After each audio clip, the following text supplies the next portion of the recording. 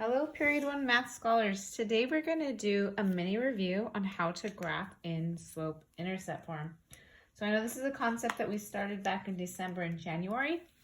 And in an effort to get ready for SBAC that's coming the second week of May, we're going to go ahead and do a quick little review here. So by now, most of you should know that when we want to represent non-proportional but linear relationships, we're going to use a formula called slope-intercept form, or y equals mx plus b. And I do believe that there is a board in the back of the class that also shows this review. Okay, the m, or the number in front of your x, the rate, shows the slope and how you would move when you go to graph, and the b value represents the y-intercept, or where you would begin when you start graphing.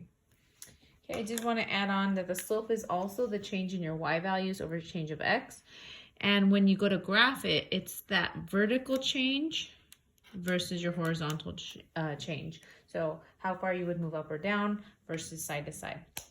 And then lastly over here, I just put some reminders of the types of slopes you might see. We have a positive slope that grows from left to right, a negative slope that declines or goes down from left to right, a zero slope or having no slope.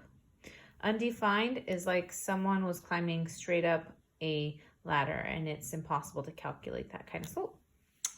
Okay, so the first example I want to give you, you don't have this worksheet. This is just purely for review purposes. The first thing I'm going to do is acknowledge my y-intercept for this problem.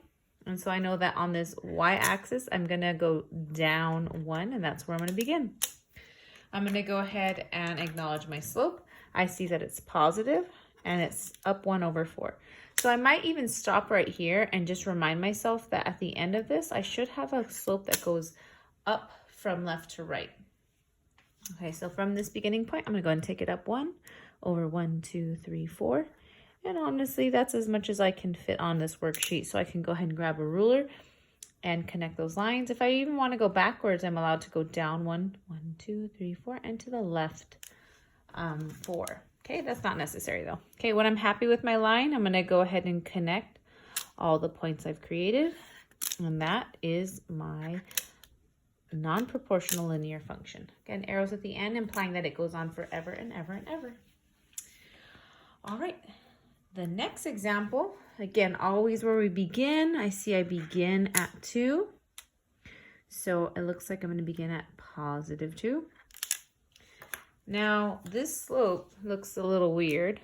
Just remember, this is the same thing as saying -1, -1x, and that's the same thing as the ratio of -1/1. Because my slope is negative, I might want to remind myself that negative slopes look like they're going to go downwards from left to right. So when I'm done graphing this, I should have a graph that's going downwards from left to right. Oops, I threw my marker. From this beginning point, I'm going to drop it down 1 to the right 1. I have all this beautiful space. You know what to do. Go ahead and keep that pattern going. Down 1 to the right 1, down 1 to the right 1, down 1 to the right 1. And when I feel like I have a good enough pattern, I can go ahead and let that ruler help me out today. So please be sure you are utilizing those rulers for the next activity. You'll see right now the balloon pop activity. Okay, and the last example I have for you is going to be on my paper again. Number 5, I'm acknowledging my y-intercept, or where I begin. I'm going to start down 3. Acknowledging my slope once again. I know that this is the same thing as the ratio of -3/1. For once, fractions actually help us a whole lot more than integers. So you may want to take a moment and write out as a fraction like we did in problem 2. And before I even start plotting this 3 and the 1, I'm going to acknowledge that negative graphs, negative slopes, are going to go down in value. So when I'm done, I should have something going down in this direction. So going down 1, 2, 3, over to the right 1, and I've run out of space. I can grab my ruler now, or I can go backwards, up 1, 2, 3, over 1, up 1, 2, 3, over 1. Again, that is not necessary, but you can do that if you want to continue your pattern. Okay, I'm going to go ahead and connect. And on all 3 of these, I just want to take a moment to stop and check the reasonableness of my answers. When I started number 1, I thought it was going to go upwards from left to right. And yeah, it is going upwards from left to right. This problem, I predicted it's going to go downwards from left to right. And yes, it is going downwards. And same with that problem number 5, going downwards from left to right. Okay, so that's really, really important, especially if we tend to go the wrong way when graphing.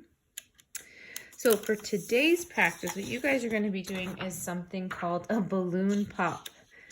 So you have a 2-page practice here. Mine is in color. However, you're more than welcome to color yours. It's not mandatory. But the goal here is to pop balloons using linear functions. So I will do maybe 1. We'll do 1 here. Okay. Just like we did in our practice, I'm going to go ahead and acknowledge my y-intercept. And not only that, I'm going to write it on this paper. I know that it is at positive 11. I know my slope, the m value, is going down 1/6. And again, I really like that they have this here. Take a moment to just kind of process this. If it's a negative slope, remember, negative slopes are going to go downwards from left to right. So I'm going to just go ahead and right away acknowledge the fact that my answer should look like that when I'm done with number 1. And let's figure out what balloon I'm about to pop. Okay, so for this one, I'm going to go ahead and start at that positive 11. And again, my slope says I'm going to go down 1 to the right 6. So I'm going to go ahead and continue that pattern as much as I can. Down 1, over to the right 6. Down 1 to the right 6. And that is good enough. Okay, it is important, just like when we were doing the activity for graphing zombies, you really want to be as precise as possible. Okay, so I'm going to make sure that my ruler is really aligned with my points, and I'm going to take it across the entire paper. Notice how I'm not just going through my 3 points, I'm going through the entire grid. Again, let's be good mathematicians and put arrows at the end for negative and positive infinity. All right, we can clearly see this one barely missed balloon T. We can clearly see that our function here is going through balloon M, my orange balloon here in the upper left-hand corner. So I'm going to go ahead and just write that this was balloon M. Okay, so problem number 1 gave me that secret letter M. I'm going to go ahead and write a letter M there. So there's cheesy jokes here. If you want to know if you're correct, what did the grumpy old cat say when someone thought he was joking? I'm sure there's going to be something super hilarious for you guys there. Okay, so continue. You only have 11 problems today. Try your best. Feel free to work together. Feel free to ask for help. And there are a plethora of videos online if you need additional supports. Take care. Have a great day.